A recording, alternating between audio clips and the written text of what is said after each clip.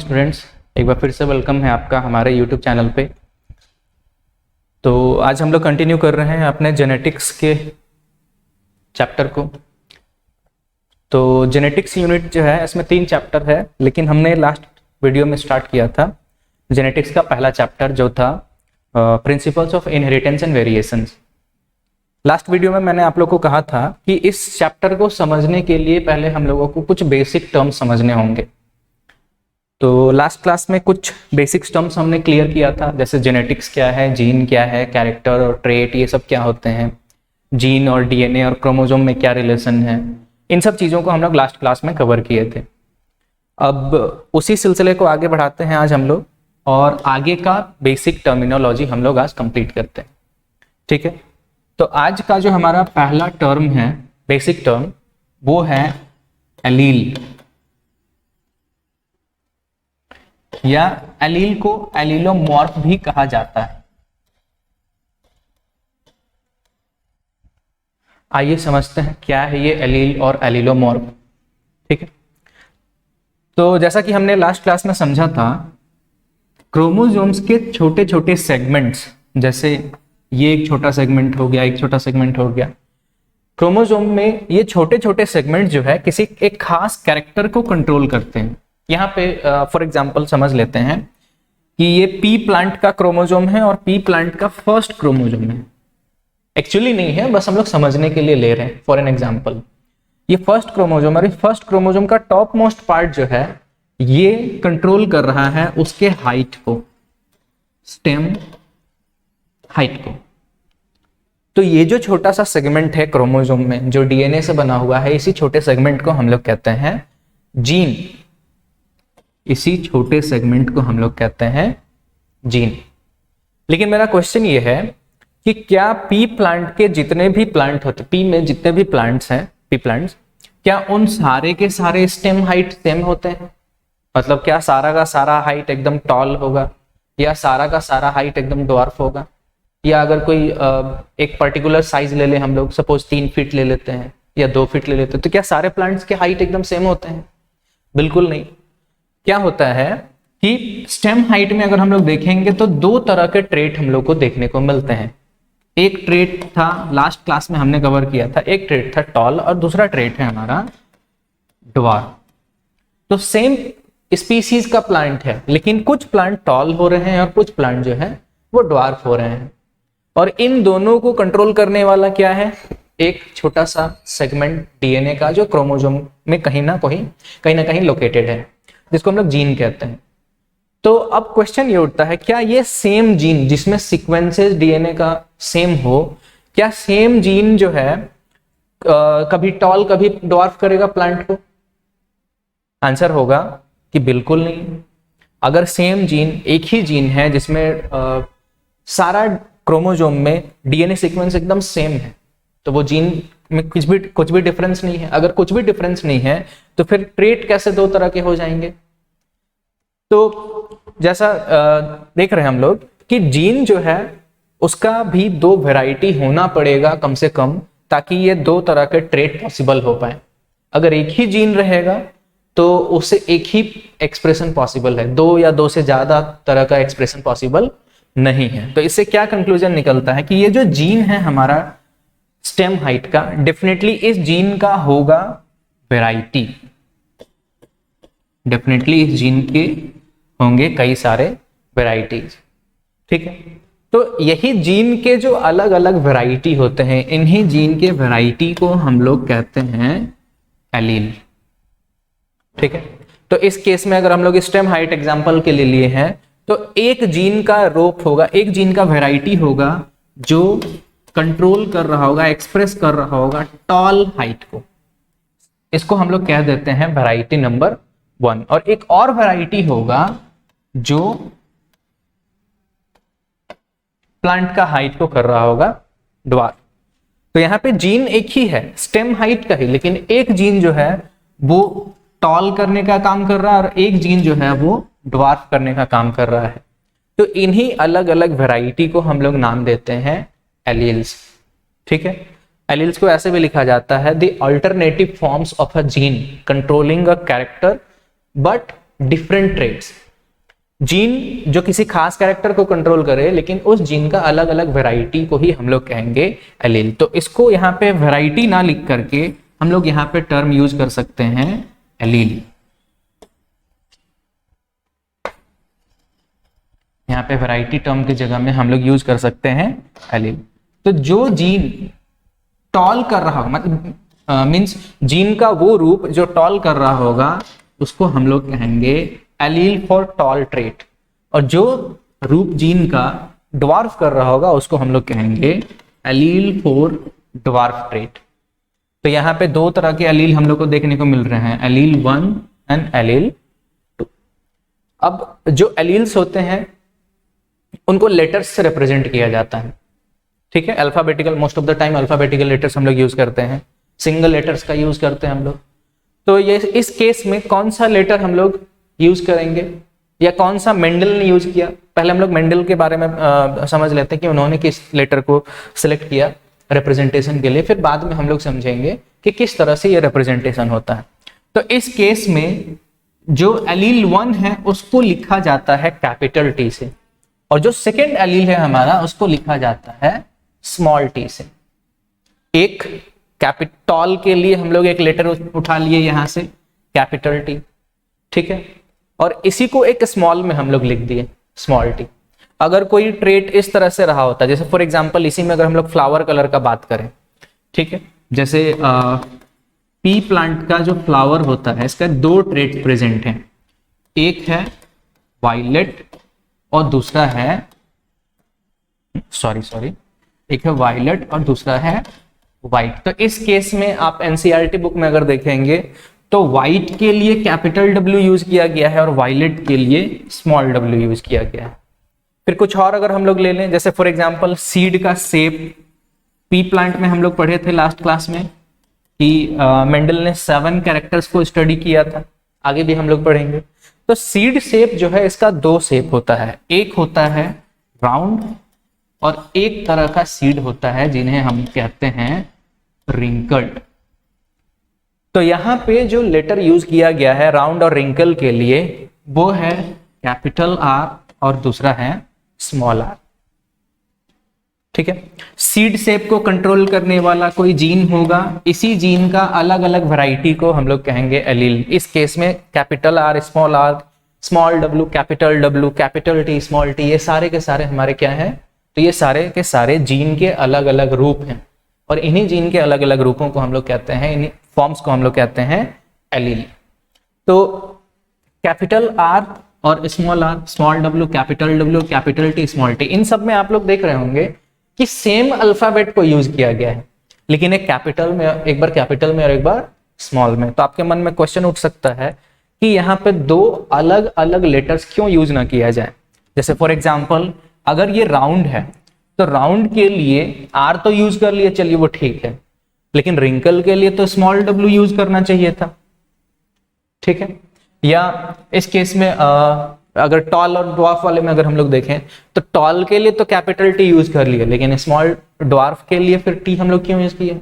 ऐसे भी हम लोग कर सकते थे, इसका D लेके या तो कैपिटल D लिख देते या तो स्मॉल d लिख सकते थे, लेकिन वैसा नहीं किया हमने, ठीक है।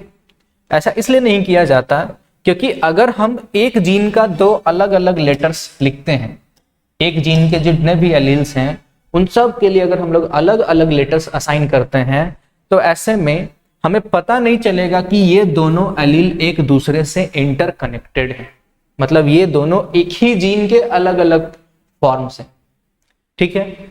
T लिख देना या D लिख देना ये तो आसान है, लेकिन फिर याद रखने में मुश्किल होगा कि T और D दोनों सेम कैरेक्टर के एलील हैं या डिफरेंट कैरेक्टर के एलील हैं, सेम जीन के एलील हैं या डिफरेंट जीन के एलील हैं। तो ऐसा कंफ्यूजन ना हो इसीलिए सेम लेटर्स को ही हम लोग एक बार कैपिटल में और एक बार स्मॉल में लिखते हैं, ठीक है। खैर अभी तो हमने उन जीन्स का एग्जांपल लिया है जिसमें दो एलील्स हैं, आगे इसी चैप्टर में हम लोग को और ऐसे कुछ कैरेक्टर्स मिलेंगे जिसमें दो से ज्यादा एलील देखने को मिलेंगे, तो उस केस में हम लोग किस तरह से रिप्रेजेंटेशन करेंगे वो हम लोग बाद में ही देखेंगे, ठीक है। उम्मीद है आप लोग को एलील समझ में आया होगा।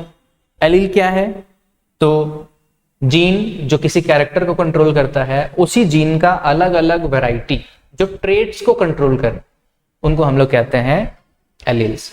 ठीक है, अब कंक्लूजन अगर हम लोग देखें तो कंक्लूजन में देखते हैं ये है हमारा कैरेक्टर।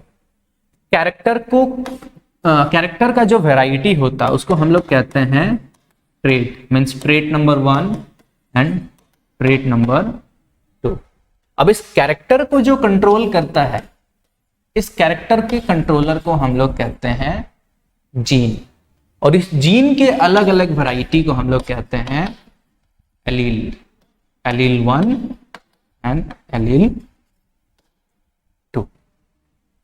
तो जो रिलेशन कैरेक्टर और ट्रेट का है वही रिलेशन जीन और एलील का है। जीन किसके लिए है? कैरेक्टर के लिए। और एलील किसके लिए है? तो एलील जो है ये डेफिनेटली ट्रेट के लिए। एक टाइप का एलील किसी एक खास कैरेक्टर को, खास ट्रेट को रिप्रेजेंट करेगा, और दूसरा टाइप का एलील जो है वो किसी दूसरे टाइप के कैरेक्टर को रिप्रेजेंट करेगा। तो इस केस में एलील 1 जो है वो ट्रेट 1 को कंट्रोल कर रहा है फॉर एग्जांपल, और एलील 2 जो है वो ट्रेट 2 को कंट्रोल कर रहा है। ठीक है, तो उम्मीद है अब सभी लोग को एलील और जीन और कैरेक्टर और ट्रेट के बीच का रिलेशन पता लग गया होगा। ठीक है, चलिए अब इसके बाद हम लोग अपना सेकेंड टर्म आज का समझेंगे, वो है होमोजाइगस कंडीशन, और साथ में हम लोग हेटेरोजाइगस भी देख लेंगे। तो सेकेंड और थर्ड टर्म जो है हमारा साथ में हो जाएगा 2 और 3। तो एक टर्म है होमोजाइगस और दूसरा टर्म है हेटेरोजाइगस, होमोजाइगस एंड हेटेरोजाइगस। अब अभी हमने ये पढ़ा कि क्रोमोजोम में जीन प्रेजेंट होते हैं। सपोज ये जीन है, ठीक है, और हम लोग ये भी जानते हैं कि क्रोमोजोम हमेशा पेयर में होता है डिप्लॉइड ऑर्गेनिजम्स में। हैप्लॉइड में तो सिंगल होगा, लेकिन डिप्लॉइड ऑर्गेनिज्म जो होते हैं उसमें पेयर में होते हैं, जोड़े में होते हैं। ठीक है, तो जो जीन यहाँ पे प्रेजेंट होगा, क्या वही जीन यहाँ पे प्रेजेंट होगा कि नहीं होगा? डेफिनेटली होगा। अगर इसको हम लिखते हैं G1 तो डेफिनेटली ये भी G1 ही होगा, मतलब सेम कैरेक्टर को कंट्रोल करने वाला होगा। क्यों? क्योंकि ये दोनों क्रोमोजोम सेम नंबर वाला है। ठीक है, होमोलोगस क्रोमोजोम से, ये जोड़े वाले क्रोमोजोम से, पेयर वाले। पेयर इसलिए कहते हैं क्योंकि ये दोनों सेम होते हैं। ठीक है, अब जैसे एग्जांपल के लिए अगर हम लोग कहें 10 जूता, ठीक है, अब 10 के 10 जूते अगर अलग अलग एकदम होंगे तो फिर ठीक है, लेकिन क्या सारे के सारे एकदम अलग होंगे? डेफिनेटली नहीं। 10 जूता कहने से ज्यादा बेटर है 5 जोड़ा जूता कहना, 5 पेयर्स ऑफ शूज कहना। हम लोग पेयर्स वर्ड क्यों यूज कर रहे हैं? क्योंकि एक शू जो है लेफ्ट का और जो राइट का शू होगा, लेफ्ट पैर का राइट पैर का जो होगा, वो डेफिनेटली एक कंपनी का, एक डिजाइन का होगा, तो इसलिए उसको हम लोग पेयर कहेंगे। अब ऐसा थोड़ी कि एक अलग पहन रहे हैं और अलग पहन रहे हैं, तो डेफिनेटली यहाँ पे क्रोमोजोम जो है वो सेम है, इसलिए हम लोग इनको कहते हैं पेयर्स। अगर क्रोमोजोम पेयर्स, इसका मतलब कि यहाँ पे अगर स्टेम हाइट को कंट्रोल करने के लिए जीन है, तो डेफिनेटली ये भी जीन किसके लिए होगा? स्टेम हाइट के लिए। ठीक है, अब मेरा क्वेश्चन ये है कि अभी हम लोग पढ़े थे कि जीन का अलग अलग वैरायटी होता है, अलग अलग फॉर्म्स होता है। तो यहां पे हम लोग देख सकते हैं कि ये जो जीन है हमें लिखा हुआ है G1 और G2, उसको डिलीट कर देते हैं। मेरा क्वेश्चन ये है कि क्या ये दोनों जो लोकेशंस है उसमें जीन का सेम वैरायटी होगा या अलग भी हो सकता है?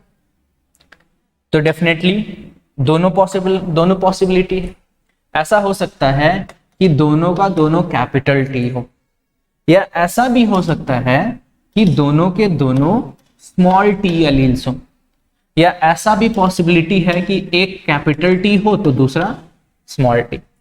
तो इस हिसाब से अगर देखा जाए तो एलील्स भी हमेशा पेयर में रहेंगे। जिस तरह से क्रोमोसोम्स पेयर में है, उसी तरह से एलील्स भी किसी डिप्लॉइड ऑर्गेनिज्म में हमेशा पेयर में रहेंगे। तो अगर हम लोग एलील्स का पेयरिंग करें तो हम लोग को 3 तरह के पेयरिंग मिलने वाले हैं। ये 2 एलील्स हैं, एक कैपिटल T एलील और एक स्मॉल t एलील। अगर हम लोग इनको पेयरिंग करते हैं तो 3 तरह का पेयर मिलेगा, एक कैपिटल T, एक कैपिटल T स्मॉल t, और तीसरा है हमारा पॉसिबिलिटी स्मॉल t। अगर इन दोनों कैपिटल टी और इन स्मॉल टी वालों को हम लोग देखें तो इनमें ये ऐसा कंडीशन है जिनमें दोनों के दोनों एलील सेम है। तो ऐसा कंडीशन जब किसी ऑर्गेनिज्म में किसी कैरेक्टर के लिए दोनों एलील सेम होते हैं तो इन कंडीशंस को हम लोग कहते हैं होमोजाइगस कंडीशन।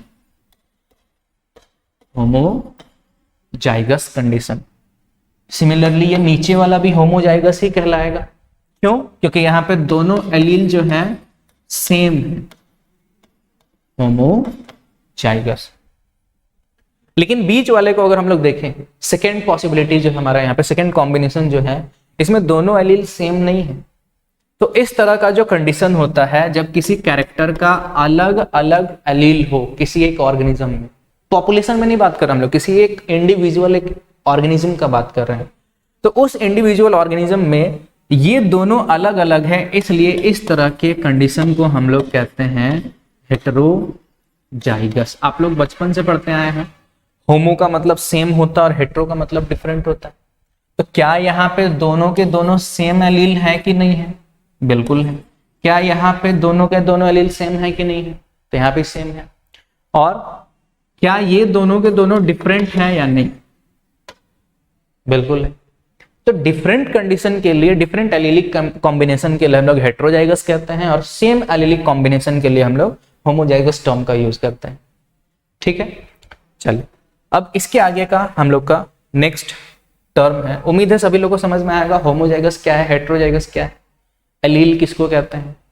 फिर से अगर रिपीट करें तो alleles are different alternative forms of a gene. एक ही जीन के अलग अलग वैरायटी जो होते हैं इनको हम लोग एलील कहते हैं। फिर उन एलील्स का हमेशा कॉम्बिनेशन बनेगा, पेयर वाला कॉम्बिनेशन बनेगा, हमेशा वो जोड़े में रहेंगे। ठीक है, क्यों जोड़े में रहेंगे? क्योंकि वो जिस क्रोमोजोम में रहेंगे वो क्रोमोजोम भी पेयर में ही रहता है। ठीक है, चलिए तो अब पेयरिंग अगर हम लोग करेंगे तो सेम पेयर वाला, अगर सेम एलील वाला पेयर बनेगा तो उसको होमोजाइगस नाम देंगे, डिफरेंट वाला बनेगा तो उसको हेटेरोजाइगस नाम देंगे। ठीक है, चलिए अब नेक्स्ट हमारा टर्म्स है, एक टर्म है हमारा डोमिनेंट एलील और दूसरा टर्म है हमारा रिसेसिव एलील। तो डोमिनेंट और रिसेसिव जो है ये दोनों के दोनों हम लोग एक साथ पढ़ने वाले हैं। जैसे अभी हमने होमोजाइगस हेटेरोजाइगस साथ में पढ़ा, उसी तरह से फोर्थ और फिफ्थ हमारा टर्म जो है डोमिनेंट और रिसेसिव, ये हम लोग साथ में पढ़ेंगे। Dominant and recessive allele. ठीक है, तो आपके हिसाब से क्या होना चाहिए डोमिनेंट एलील और रिसेसिव एलील?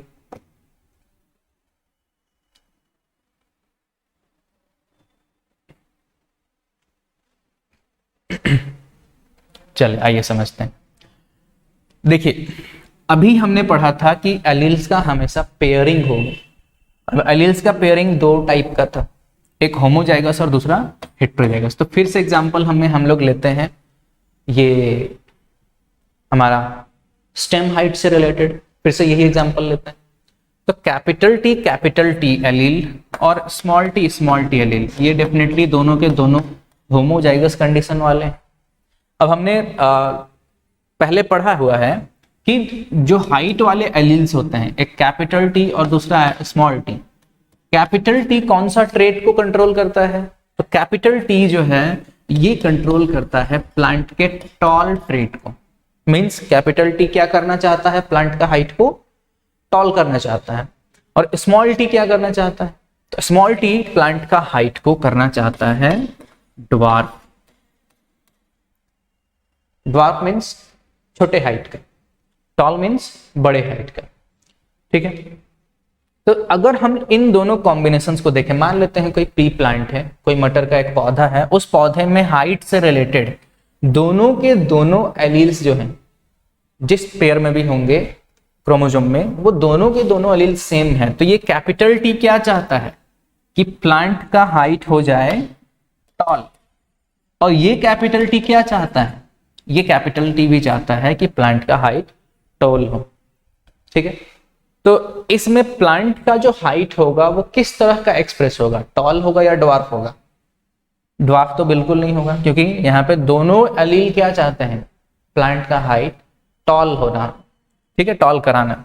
तो डेफिनेटली यहाँ पे प्लांट का हाइट होगा टॉल।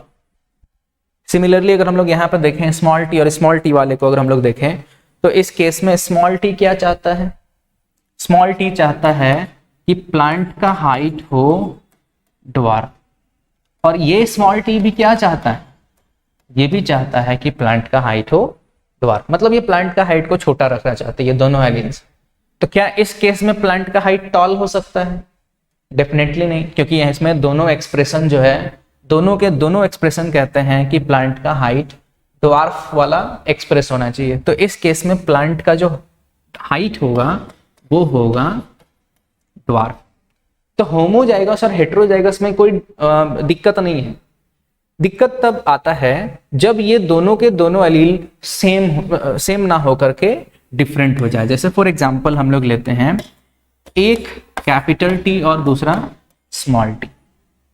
तो कैपिटल टी क्या चाहता है, कैपिटल टी चाहता है प्लांट का हाइट टॉल कराना, और स्मॉल टी क्या चाहता है, स्मॉल टी चाहता है प्लांट का हाइट को ड्वार्फ कराना। अब तो दिक्कत हो गया यहाँ पे, एक बोलता है प्लांट का हाइट टॉल हो और दूसरा कहता है कि प्लांट का हाइट ड्वार्फ होना चाहिए, टॉल वर्सेस ड्वार्फ। तो इन दोनों में से किसी एक एलील का बात माना जाएगा या दोनों एलील का बात मान के मिक्स हाइट वाला हो जाएगा हाइट प्लांट का।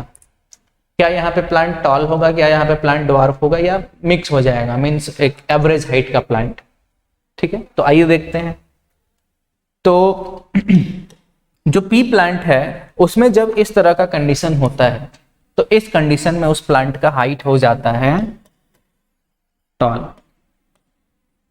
ठीक है, अगर इस कंडीशन में प्लांट का हाइट टॉल होता है तो क्या हम कह सकते हैं, क्या हम समझ सकते हैं इस रिलेशन से कि कैपिटल टी जो एलील है वो स्मॉल टी वाले से ज्यादा पावरफुल है, ज्यादा स्ट्रेंथ है एक्सप्रेशन का उसमें। Capital T is more expressive than small T allele. Capital T ऐसे भी कह सकते हैं कि capital T is more powerful than small T. ठीक है, तो वैसे एलील्स जो अपने आप को एक्सप्रेस करे दूसरे के प्रेजेंस में भी, मतलब दूसरा है फिर भी एक अपने आप को एक्सप्रेस कर रहा है, तो इस तरह के एलील को हम लोग कहते हैं डोमिनेंट एलील। और जो एलील एक्सप्रेस नहीं कर पा रहा है अपने आप को दूसरे के मौजूदगी में, जैसे यहाँ पे कैपिटल टी के प्रेजेंस में स्मॉल टी अपने आप को एक्सप्रेस नहीं कर पाए, तो इस स्मॉल टी वाले एलील को हम लोग कहेंगे रिसेसिव। एक डोमिनेंट एलील और दूसरा रिसेसिव एलील। ठीक है, हम समझाने के लिए हम ये कहते हैं कि डोमिनेंट का मतलब समझ लीजिए मालिक, ठीक है, कोई बॉस समझ लीजिए, और रिसेसिव का मतलब समझ लीजिए उसका कोई नौकर। ठीक है, अब मालिक और नौकर कहीं पे है तो मालिक का बात माना जाएगा, नौकर का तो बिल्कुल नहीं माना जाएगा, क्योंकि मालिक जो चाहेगा वही होगा, नौकर वही करेगा नौकर। ठीक है, तो ये सिर्फ एग्जाम्पल के लिए लिया गया है। ठीक है, चले, तो इस केस में हम लोग देख रहे हैं, हम लोग लिख सकते हैं कि कैपिटल टी एलील,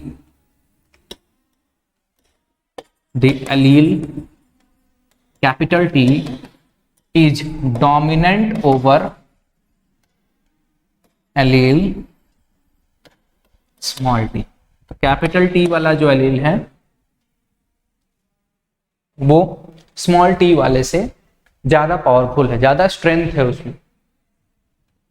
तो इसलिए जो टी वाला है, कैपिटल टी है, उसको हम लोग कहते हैं डोमिनेंट एलील, डोमिनेंट एलील। और इसमें जो स्मॉल टी है, क्या ये अपने आप को एक्सप्रेस कर पाया डोमिनेंट्स के प्रेजेंस में? बिल्कुल नहीं है। तो हम लोग कह सकते हैं कि ये वीक एलील है। तो इस तरह के एलील को हम लोग कहते हैं रिसेसिव एलील। एक डोमिनेंट एलील, दूसरा रिसेसिव एलील। ठीक है, डोमिनेंट कब एक्सप्रेस करेगा अपने आप को? तो वो कभी भी कर सकता है, चाहे वो होमोजाइगस कंडीशन में हो, चाहे वो हेटेरोजाइगस पे हो। एग्जाम्पल के तौर पे अभी हम लोग देखे थे, अगर कैपिटल टी हो तब भी यही एक्सप्रेस करेगा। ठीक है, अगर कैपिटल टी स्मॉल टी हो तब भी कैपिटल टी ही एक्सप्रेस करेगा। तो या तो होमोजाइगस हो या तो हेटेरोजाइगस हो, उसको फर्क नहीं पड़ता है डोमिनेंट एलील को। डोमिनेंट है तो है, स्ट्रेंथ है उस पर, ठीक है, एक्सप्रेस कर सकता है अपने आप को, तो उस तरह के एलील को हम लोग कहते हैं डोमिनेंट एलील। जबकि ये स्मॉल टी कब एक्सप्रेस करेगा, कब हम लोग का प्लांट जो है पी प्लांट ड्वार्फ हुआ, जब डोमिनेंट एब्सेंट था। क्या हम लोग देख रहे हैं यहाँ पे डोमिनेंट है? बिल्कुल नहीं, डोमिनेंट एब्सेंट है यहाँ पे। तो जब इस तरह का कंडीशन बनेगा जिसमें डोमिनेंट एब्सेंट हो, मतलब ये होमोजाइगस हो, ठीक है, मतलब रिसेसिव एलील का होमोजाइगस कंडीशन हो, तब जाके ये हमारे जो रिसेसिव एलील है वो एक्सप्रेस करते हैं अपने आप को। तो इस केस में स्मॉल टी जो है प्लांट को ड्वार्फ कब किया, जब कैपिटल टी एब्सेंट है। हम लोग यहाँ पे देख रहे हैं when capital T is absent. तो इसी तरह से डेफिनेशन मिलता है डोमिनेंट एलील का और रिसेसिव एलील का। That allele which expresses itself in all conditions whether in homozygous or heterozygous, that type of allele is called dominant allele. And the allele which expresses itself only in the absence of dominant allele, yeah, only when it is in homozygous state, that kind of allele is known as recessive allele. तो इस case में capital T dominant है और small T recessive है। उम्मीद है सभी लोग को समझ में आया होगा कि डोमिनेंट एलील क्या होता है और रिसेसिव एलील क्या होता है, ठीक है। चलिए कुछ और एग्जांपल अगर हम लोग लें डोमिनेंट और रिसेसिव का, तो आइए समझते हैं। जैसे दूसरा कैरेक्टर हम लोग लेते हैं seed shape of P plant, ठीक है। हम लोग जानते हैं मटर का जो बीज है उसका, मटर का जो सीड है उसका दो शेप होता है। एक शेप को हम लोग कहते हैं राउंड सीड और एक को हम लोग कहते हैं रिंकल्ड सीड, ठीक है। राउंड के लिए कैपिटल आर लेटर यूज करा जाता है एलील के लिए, और रिंकल के लिए स्मॉल आर यूज किया जाता है। अब फिर से अगर इस केस में हम लोग देखेंगे तो जब कैपिटल आर और कैपिटल आर जो है ये डोमिनेंट है, ठीक है। तो जब दोनों एलील सेम होगा, जब होमोजाइगस स्टेट होगा कैपिटल आर एलील का, तो इस केस में प्लांट का जो सीड का शेप है वो क्या होगा, तो दोनों आर चाहता है कि प्लांट राउंड हो, तो इस केस में प्लांट क्या होगा, मीन्स प्लांट का शेप क्या होगा सीड का, तो वो होगा राउंड। इसमें कोई दिक्कत नहीं है। जब दोनों स्मॉल आर हो तो इस केस में प्लांट का शेप क्या होगा, रिंकल। प्लांट का शेप नहीं, प्लांट के सीड का शेप क्या होगा, तो रिंकल। क्यों रिंकल होगा, क्योंकि यहाँ पे कैपिटल आर जो कि डोमिनेंट है वो एब्सेंट है, ठीक है। अब आते हैं तीसरा पॉसिबिलिटी कैपिटल आर और स्मॉल आर। अगर हम लोग इसमें देखें कैपिटल और स्मॉल आर में, ठीक है, तो कैपिटल आर जो है वो डोमिनेंट है और स्मॉल आर जो है वो रिसेसिव है, ठीक है। तो कैपिटल आर जो है वो डोमिनेंट है और स्मॉल आर रिसेसिव है। इसके चलते क्या होगा, कैपिटल आर कहता है कि सीड का शेप राउंड हो, स्मॉल आर कहता है कि सीड का शेप रिंकल्ड। तो इस केस में सीड का शेप हो जाएगा राउंड।